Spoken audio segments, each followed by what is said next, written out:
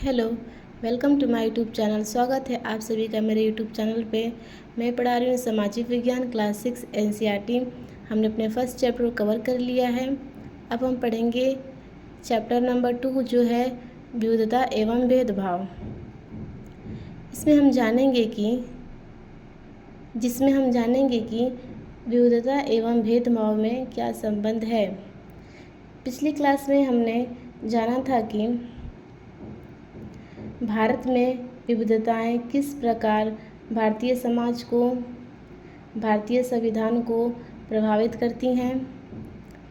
इस क्लास में आप जानेंगे कि उन विविधताओं के कारण क्या क्या भेदभाव का सामना, किन किन समस्याओं का सामना भारत के लोगों को करना पड़ा और अभी भी करना पड़ रहा है।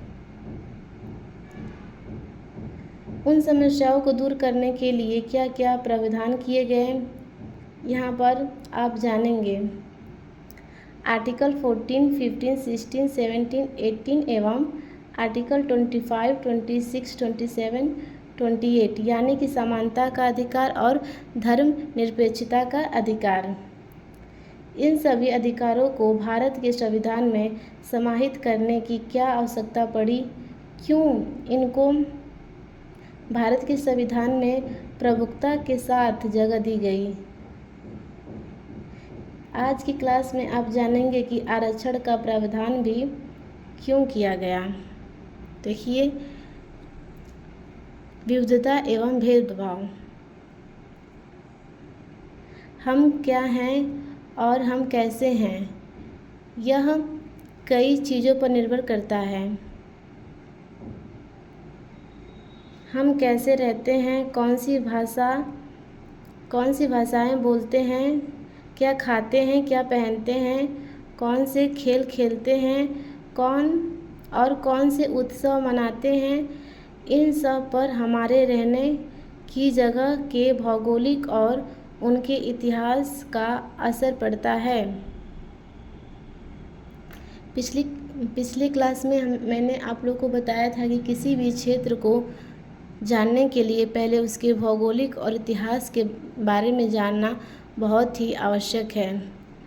आप किसी भी क्षेत्र को तभी अच्छी तरीके से जान सकते हैं जब आपको उसके इतिहास और भौगोलिक वातावरण के बारे में पता हो। संसार में 8 मुख्य धर्म हैं। भारत में उन आठों धर्मों के अनुयायी यानी कि मानने वाले लोग हैं। जो भारत में 8 धर्म हैं उनको मानने वाले अनुयायी यानी मानने वाले लोग भी हैं।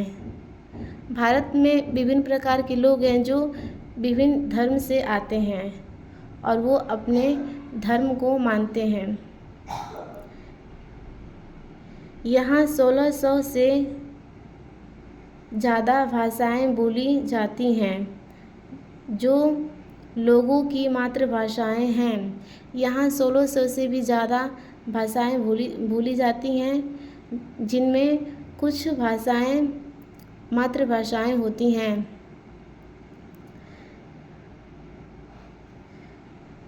यहाँ 100 से भी ज़्यादा तरीके के नृत्य किए जाते हैं। यहाँ बहुत सारे प्रकार के डांस किए जाते हैं। यह विविधता हमेशा खुश रहने का कारण नहीं बनती। ये जो विविधताएं हैं वो हमेशा खुश रहने का कारण नहीं बन पाती हैं। हम उन लोगों के साथ सुरक्षित एवं आसक्त महसूस करते हैं जो हमारी तरह दिखते हैं, बात करते हैं, कपड़े पहनते हैं और हमारी तरह सोचते हैं। हम उन लोगों के साथ बहुत ही कंफर्टेबल रहते हैं जो हमारी तरह दिखते हैं, जो हमारे जैसे बात करते हैं, हमारे जैसे कपड़े पहनते हैं। उन लोग के साथ हमें बात करने में बहुत ही अच्छा लगता है। जैसे मान लीजिए कॉलेज या स्कूल में विभिन्न धर्म के लोग आते हैं, जैसे मुस्लिम, हिंदू और भी अन्य धर्म के लोग होते हैं। कभी कभी जब हम ऐसे लोगों से मिलते हैं जो हमसे बहुत भिन्न होते हैं तो हमें वे बहुत अजीब और अपरिचित लग सकते हैं। कभी कभी हम ऐसे लोगों से मिलते हैं जो हमसे बहुत ही भिन्न होते हैं, जिसके कारण वो हमें अजीब लगते हैं और अपरिचित लगते हैं।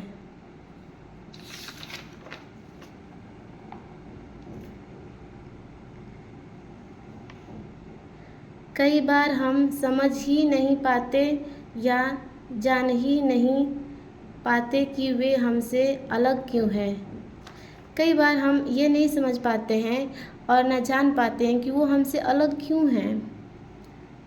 लोग अपने से अलग दिखने वाले के बारे में खास तरह की राय बना लेते हैं। देखिए, जो हमसे भिन्न होते हैं, जो हमसे अलग दिखते हैं, तो कई लोग होते हैं जो उनके बारे में अपनी तरह से एक राय बना लेते हैं, जो ना उनसे बात किए होते हैं ना उन्हें जानते हैं, तो भी उनके बारे में अपने मन में एक राय बना लेते हैं, जिसे हम पूर्वाग्रह कहते हैं। अब देखिए, उन कथनों को देखिए जो आपको ग्रामीण एवं शहरी लोगों के बारे में सही लगे।